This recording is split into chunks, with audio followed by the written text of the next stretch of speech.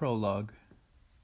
My camera ended up cutting out some untold number of minutes into the recording. Thankfully, I still have the audio intact, as well as the message that I wish to impart contained hereafter. I wish to also add to the recording before it begins that I didn't get a chance to mention or explain that I don't have a knowledge or understanding of the native languages of the New World, although I wish with all my heart to eventually gain knowledge and understanding of these languages that unfortunately are slowly dying as a result of human history and tragedies about 500 years ago that continue to echo and tumble dominoes in this present and future day. I wish to explain and add to the recording here at the beginning that every language, present, past, and forever lost to us, contained a profound knowledge, an immense treasure trove of information, symbolism, metaphor, learning, deep understanding that our ancestors were able to use in order to share their accumulated understanding of this world, this universe we find ourselves in. And although, like I say later on in this second episode, although the game of telephone does a great job of losing things in translation, in its evolution, its natural unraveling and unfurling and unfolding and continuation, adaptation, growth, there are still beautiful, wonderful, awesome kernels of truth to find in the languages that exist and thrive today. And I hope that I will get a chance to learn more in the days I have left on this earth, which I hope are infinite. Even though everybody and everything that I've heard so far tells me otherwise. But I would love to grow and learn and evolve and treasure and appreciate and love this universe around me until infinity and beyond. Truly, truly I will. I wish that. But for whatever amount of time I have left, I will do my best to do as much good as I can, love as much as I can, grow as much as I can, learn as much as I can, and share as much as I can. I lost a train of thought here in this prologue.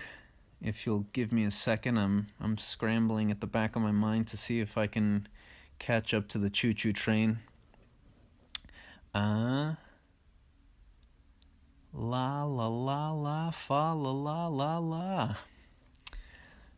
it seems to have slipped my grasp, so I might have to save it for another episode.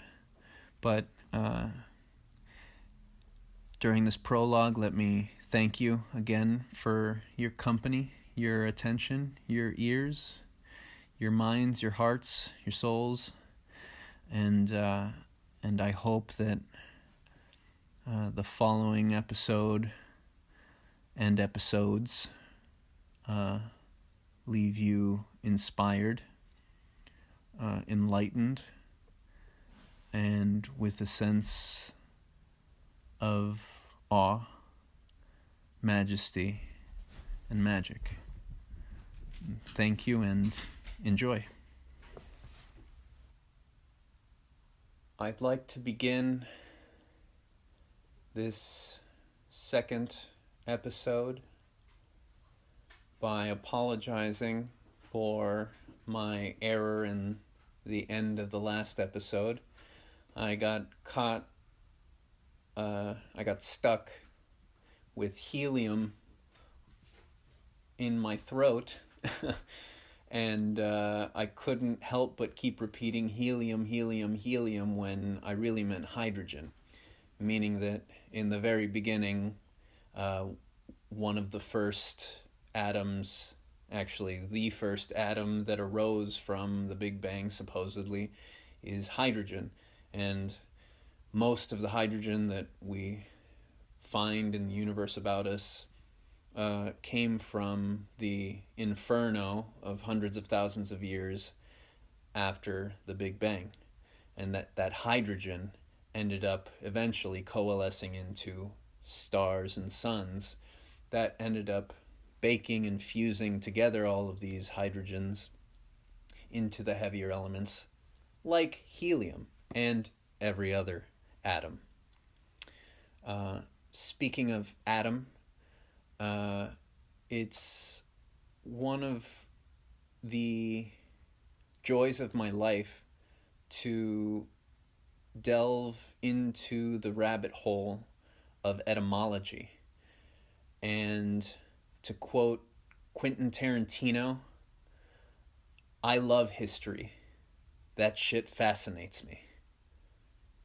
And etymology is really the history of this tool that humanity uses to describe the world around us, which is language. So it's the history of language. I am very fortunate to have been born into a situation where I was bilingual. I consider myself trilingual because I try very hard. Pun intended, and apologies. But the first language I knew was Español, Spanish, which I inherited through my mother and my father, but mostly my mother and my grandmother and my aunts, who are all, along with me, Mexican, Mexica, a mixed race from Mesoamerica and all of the history that entails. One of the predominant languages, if not the dominant language of Mexico, the land of the Mexica, which is what the Aztecs called themselves way back when, before the Europeans arrived to this new world that had already been discovered. And the history is a gruesome one that we're still living the echoes of in this present day, in which I am broadcasting to you now. This day is the day after the winter solstice. We are living in these holidays, these holy days, speaking of etymology, speaking of atoms and history and all the things that fascinate me. We are in these holy days, which we celebrate as one year ends and another begins, because our ancestors, way back when, looked up to the sky and realized that there were immense patterns that could be remembered and retold and understood in this majestic universe around us. One of which happens to be that after the longest night and shortest day, which is the winter solstice of the northern hemisphere, which yesterday we celebrated,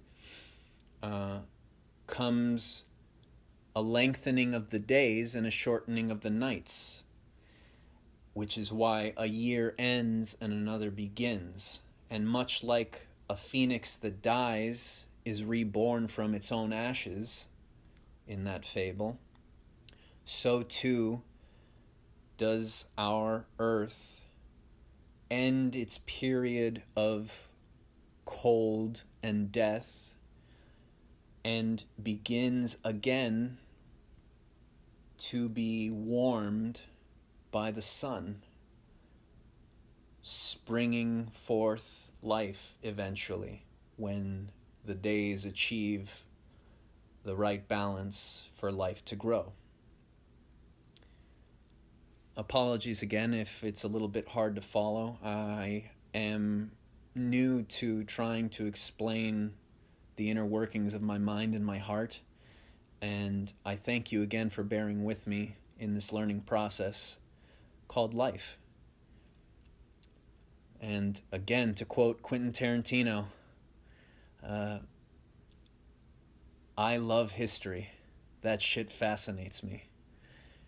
And I love etymology because that shit also fascinates me. I just recently found another great storyteller and educator by the name of Richard Bulliet. Yes, indeed, Dick Bulliet, who was a professor at Columbia University. And earlier we talked about the conquest of the New World by the Europeans. Although I do hate what I know of Columbus and the people that followed him and the atrocities that they committed on their fellow man, I love Columbia University for doing what I now hope to do as well, which is providing free access to education and knowledge for everyone to better themselves and nurture themselves and grow themselves and expand their horizons. I thank Columbia University because in employing Richard Bulliet, Dick Bulliet, and creating a world history course, and also by providing that world history course for free on the internet via YouTube, I have gained access to knowledge that otherwise would have been very difficult for me to discover on my own. And I recently was listening to session 6 of many, many sessions of this Columbia University world history program taught by Professor Dick Bulliet, Richard Bulliet. And in session 6, he discusses the ancient technologies and rituals surrounding inspiration. Inspiration, if we follow the etymology and the roots, literally means to have a spirit within you, within oneself. To be inspired is to have a spirit inside of you.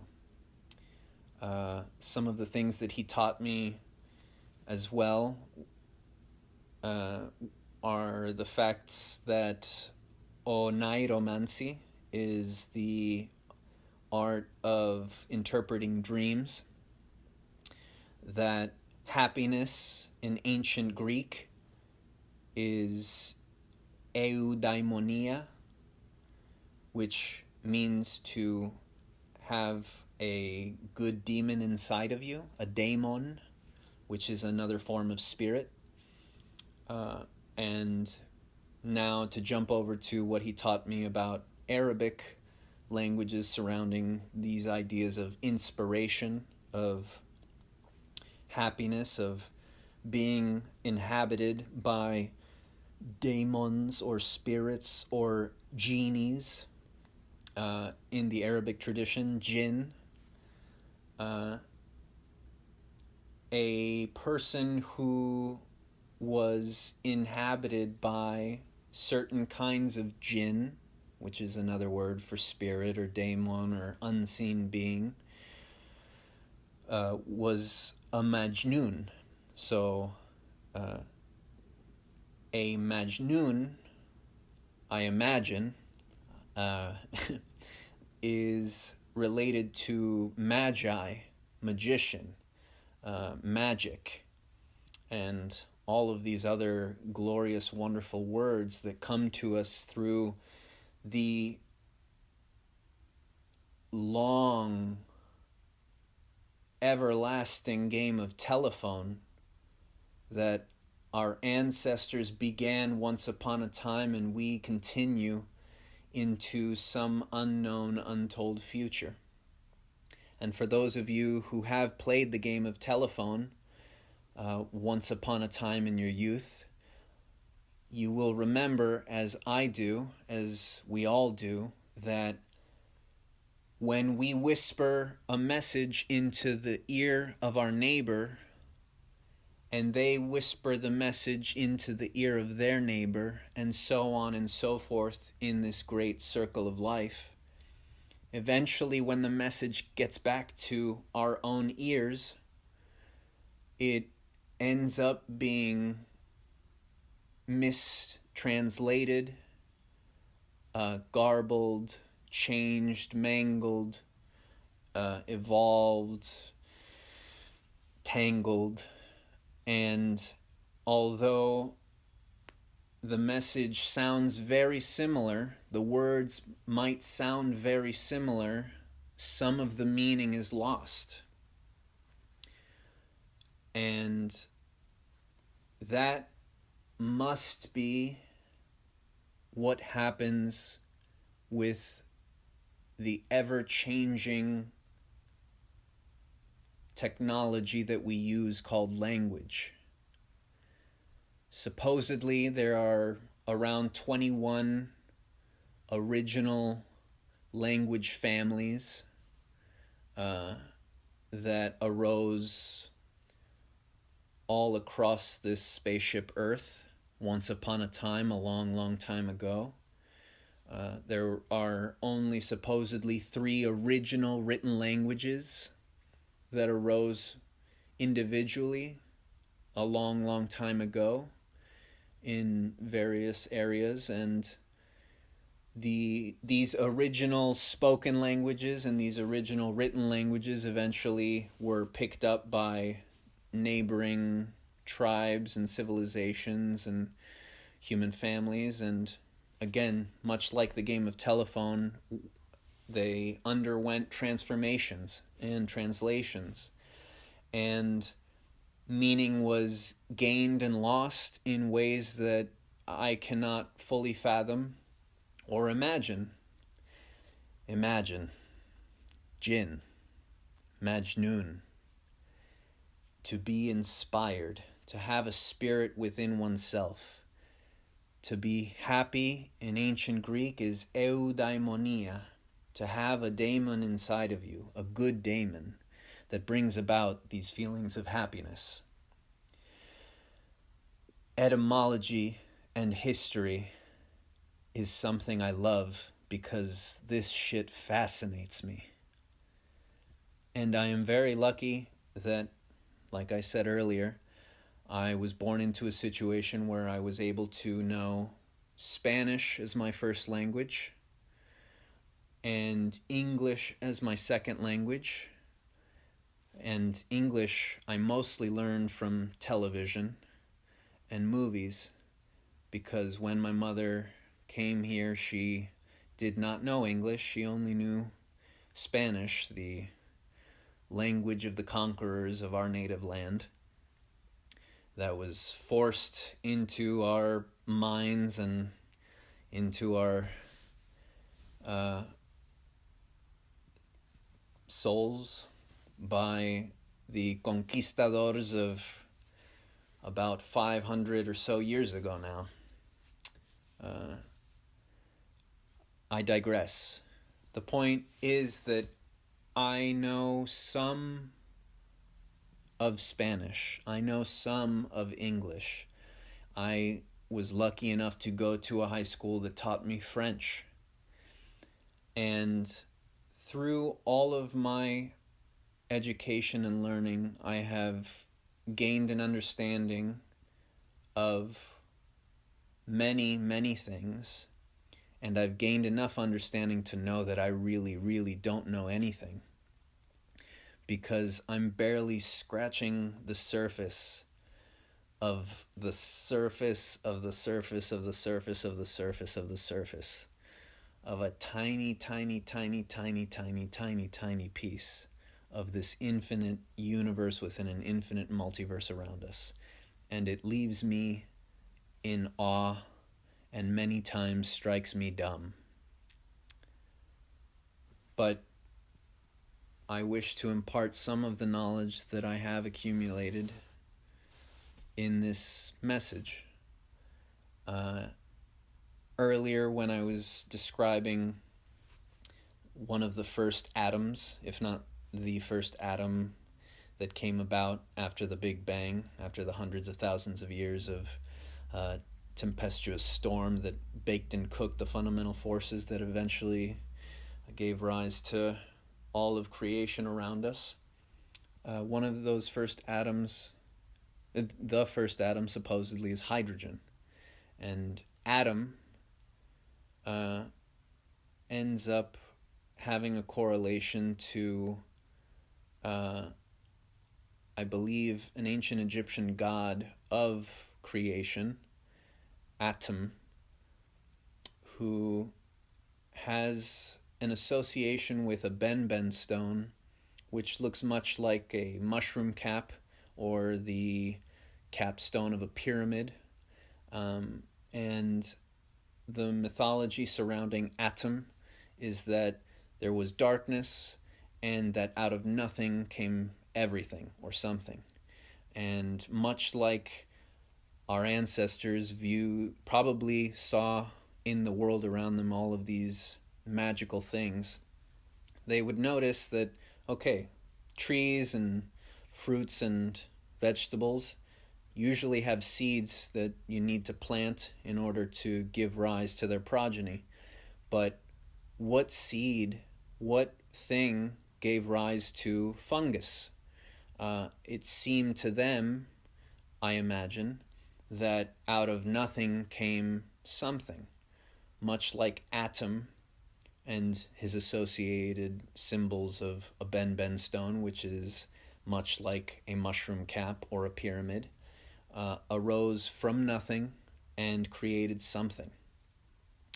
And some say, and we are learning more about the fact that early humanity, when we crawled out of the trees and down to the earth, stumbled upon many, many different sources of food, one of which includes the enormous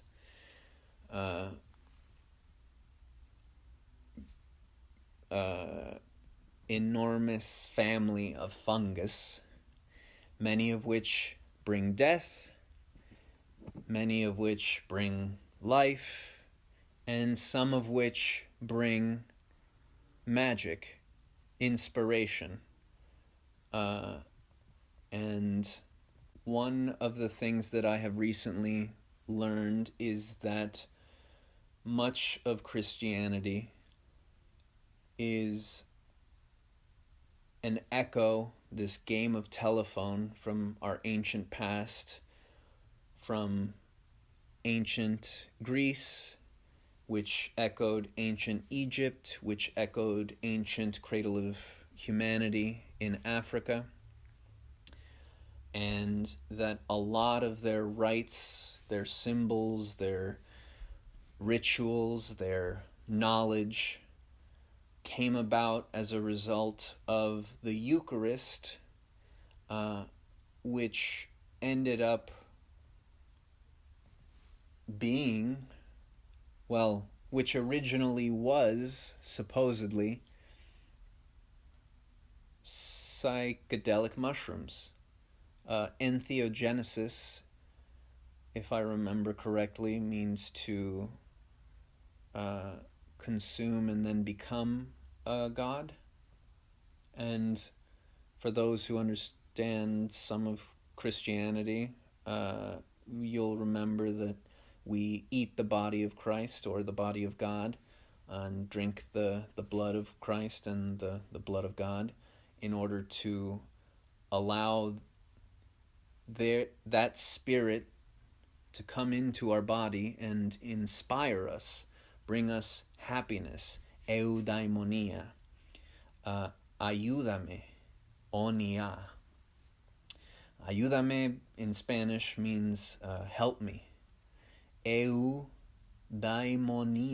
in ancient Greek is happiness. Happy is an ancient Egyptian god of magic.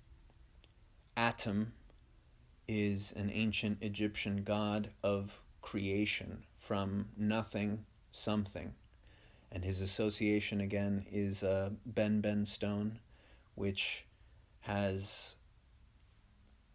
many visual ties to pyramids and mushroom caps. History and etymology fascinates me. I love this. I love learning. I love knowledge.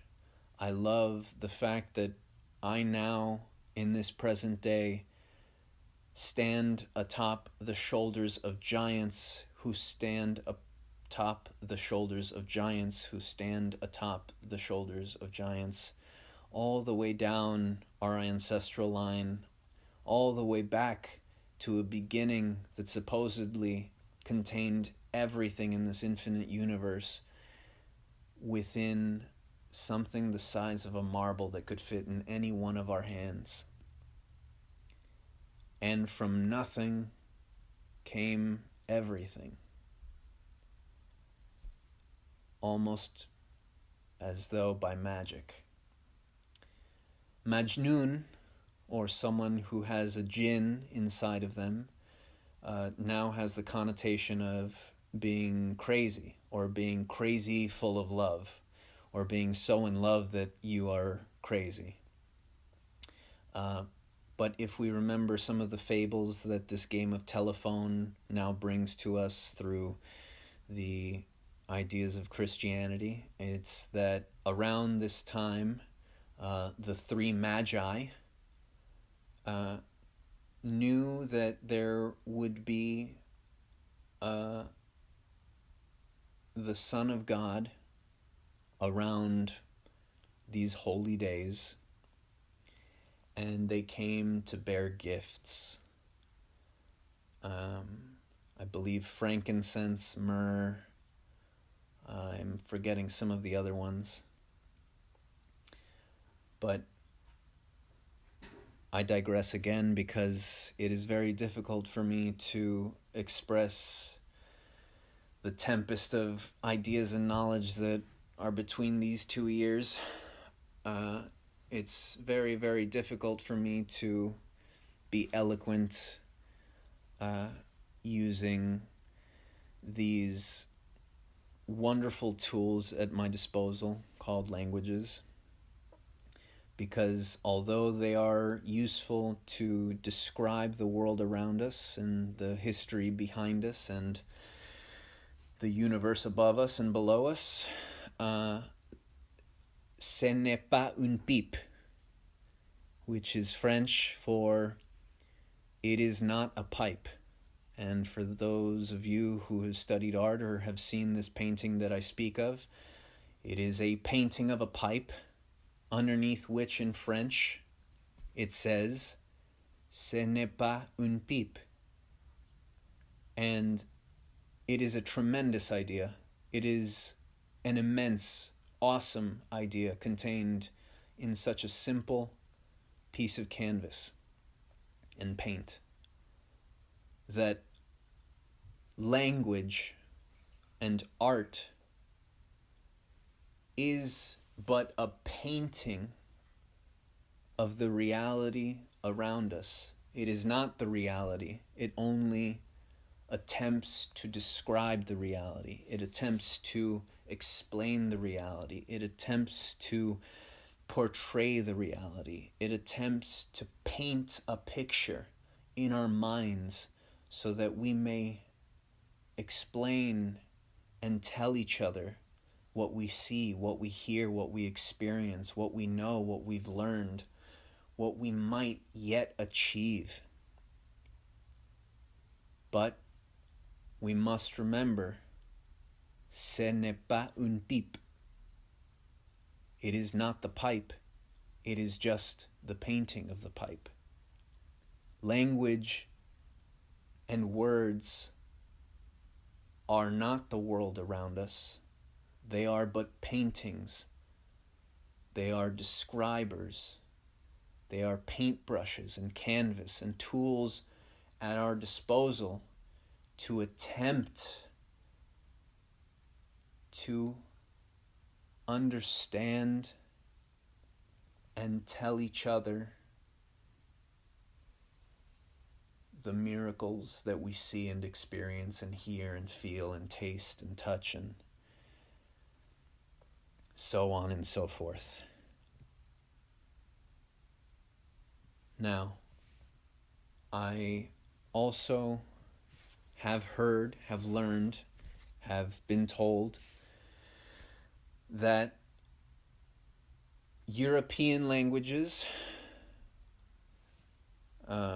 which includes ancient Greek, Latin, and all of the Germanic and English and Scandinavian and Russian and other languages around that area, end up deriving from originally Indo-European languages, which means that somewhere around Pakistan, Afghanistan area came one of these original 21 language families, Indo-European language family, that gave rise eventually to a plethora of different fruit.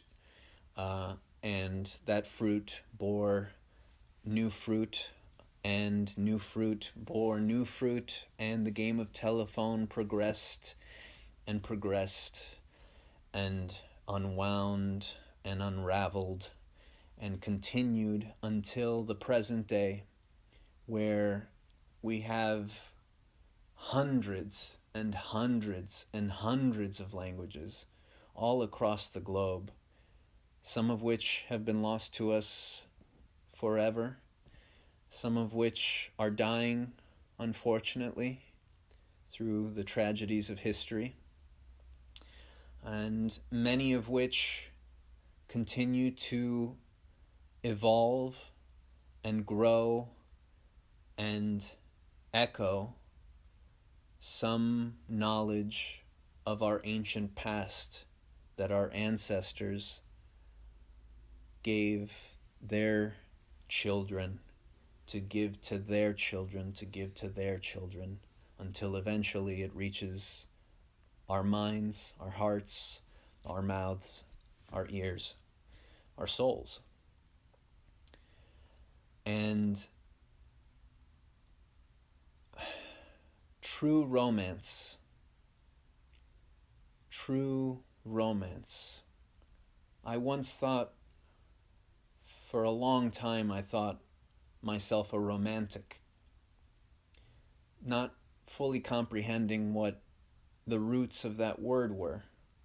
In my mind, I equate romance with love, adoration, a sense of something more beautiful and greater than the simple base nature around me, is what I once thought. But romantic, if we follow the history, if we follow the etymology, comes to us from Romance languages, which ends up coming from Rome, which the myth is that Romulus and Remus were twins that were raised by a she-wolf. They suckled at the she-wolf's breast and were nurtured by the wolf and eventually grew up.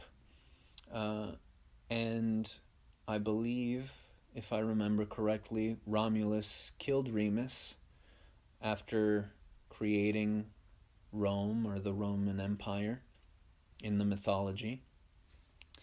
And in that time of creation, they were speaking Latin. And I have not been blessed with the knowledge of Latin, although I do contain echoes of this game of telephone through some of its derivatives, which are espagnol, français, et un peu de anglais. English, a Germanic derivation of these Indo-European languages, ends up containing and consuming and enveloping a lot of different roots from ancient Greek, ancient Latin, Scandinavian languages, Germanic languages, all of which again come and stem from the original Indo-European origins somewhere around Afghanistan or Pakistan, so says the story, is that I've heard. And it fascinates me to know that in our ancestral past, there were stories that we told each other that contained information, that contained technology, tools, knowledge, symbols, metaphors, and truths that last until this present day, even if they have been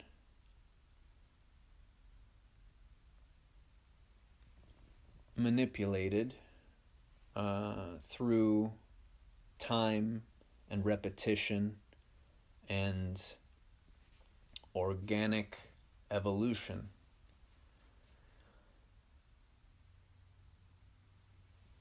I want to take a step back in order to remind myself what it is that I'm trying to impart. A bit of the knowledge and wisdom that I have accumulated, which is, again, just a fraction of a fraction of a fraction of a fraction of a fraction of a fraction of a fraction of a fraction of a fraction of a painting that attempts to describe the truth of this glorious, marvelous, awesome, infinite universe around us. And we are today, Wednesday, Odin's Day. Odin, from the myth of the Norse gods who lost his eye in order to gain omniscience, a greater sight. Odin's Day, today, Wednesday, through the game of telephone, begins our holy days wherein we see winter finishing in the northern hemisphere and slowly giving rise to longer days and shorter nights, which gives rise to the right amount of energy falling from the sky above in the form of sun solar rays, photons that give plants, algae, and many other things the energy required for life to grow and bear fruit, which gives life and continues this awesome connected chain of existence that we call Earth, Tierra, la Terre. I am grateful and humbled and in awe of the accumulated knowledge of humanity that we are only now slowly beginning to disperse to everyone on this beautiful spaceship Earth. And I hope that we continue this glorious tradition of sharing knowledge, sharing inspiration, sharing magic, imagination, knowledge, happiness, learning, so that life may continue to unfold in majestic, beautiful, wonderful, miraculous ways.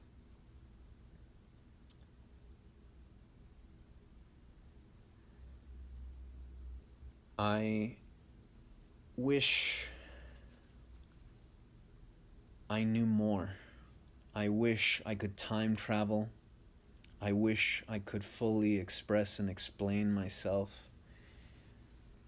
I wish I could connect with all of you, mind, body, and soul, so that we would know one another and know what every one of us has learned and experienced. But we do not have that gift yet. If we ever will have it, it's possibly in the future. Maybe we lost it in the past. I don't know. What I do know is that we have a rich, complex tradition of language, both spoken and written, that continues to evolve and reaches forward into the unknown future at the same time that it reaches back into our much forgotten past. And this infinite world tree of which we are a part of and a branch in is awesome and inspiring and magical, and it leaves me happy and grateful. And many a times it strikes me dumb. Happy Odin's Day, happy Wednesday, Miercoles, Mercury, from the Spanish, which comes from the Latin, which comes from the ancient Greek, which comes from ancient Egyptian, which comes from some unknown past, way, way, way back, before the last ice age, when the Sahara was supposedly a lush Garden of Eden near the cradle of humanity in Africa, from which we all came. Us Homo sapiens, that is. I'm not sure how many of our other hominids arose from East Africa. I'm assuming that they also probably arose all over the earth. But we are the result of infinity. We are a part of infinity. We are pieces of infinity. And I hope that we gain a greater understanding and a greater connection to this infinite universe that arose from almost nothing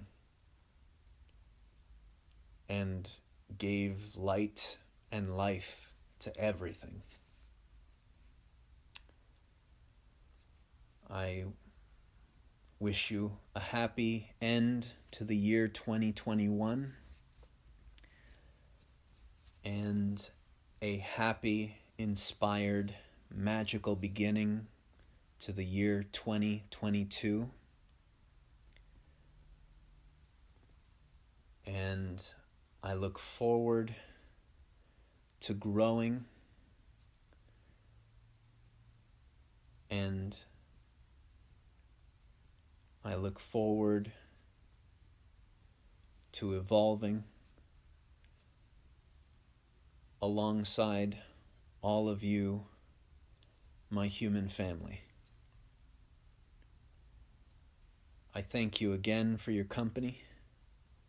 I thank you again for your time. I thank you again for your attention, and I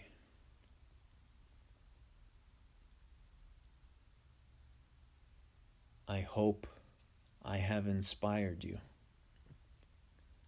to learn and grow and evolve as much as you can in order to create a more beautiful, wonderful, awesome, loving, miraculous world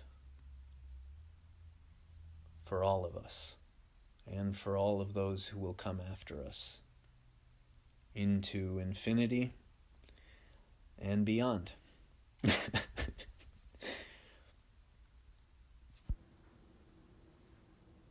Epilogue. I think I managed to catch up to that choo-choo train that I lost in the prologue, and I wish to impart this newly grasped, refound, remembered missive. I wish to share it with you now. I ended up talking circles around one of the things that I wish to bring up in the second episode without actually hitting the bullseye, so to speak. And what that ring around the rosy ended up being, without fully encapsulating the meaning, was that today, Odin's Day, comes to us as the game of telephone progresses throughout humanity. Miercoles, Mercury, Hump Day, whatever you wish to call it. Day after winter solstice, December 22nd, 2021, which ends up being 12/22/2021. And today, Odin's Day, the day of Mercury, the day of the gods that were granted omniscience and a greater sight after sacrificing an eye, an ego, let's say. These echoes from the past teach us things in the present and in the future, hopefully. What these things are, I don't have the words yet to express and explain or even fully comprehend, but they have kernels of truth and knowledge to impart to each and every one of us, the descendants of our great and wonderful ancestors. All of those hominids that came before, all of the chain of life that came before that, and before that, and before that, and before that, all a great chain that has roots in an ancient past that was contained some 14-ish billion years ago in something the size of a small marble that we could hold in any one of our hands. Now, as this year draws to a close, and as we enter the holy days, the holidays, wherein the Christian tradition we celebrate the birth of the Son of God, Jesus Christ, after whom we name the Eucharist, the eating of the body and blood of Christ, the ancient psychedelics that the ancient Greeks learned from the ancient Egyptians, who learned from their ancient predecessors in some forgotten hominid past. And the reason that it coincides with this winter solstice is that, like any intelligent and industrious empire, the ancient Romans, who took up the mantle of Catholicism, Christianity, and the like, realized that it was much easier to fold and mesh the traditions and rituals and festivities and holy days of the peoples around them and of their past into this new tradition that they were attempting to take control of and use for controlling the humans around them. And so they decided that they were going to add another layer to these ancient layers of knowledge that basically explain why the sun, the star that shines upon this earth the brightest, is now around this time of year, giving us a gift, giving us its child, giving us its fruit, giving us the Son of God, a birth, a new life, as this year comes to an end, a new year begins, a new gift is born and will bear fruit and give life, and has many beautiful, wondrous, awesome, magical connotations hidden therein, and behind the thin veneer on the surface that we come to understand in this present day is called Christmas. I wish you all a Merry Christmas, Happy Holidays, Happy Holy Days, and I look forward to seeing this phoenix rise from the ashes as the year changes from 2021 to 2022. I hope the new year finds all of us, all of you, with joy in your hearts, with happiness, health, prosperity, love, and inspiration to seek a deeper understanding and a greater amount of knowledge in this branch of infinity that we share as one human family. Thank you again from the bottom of my heart, and I'll talk to you soon.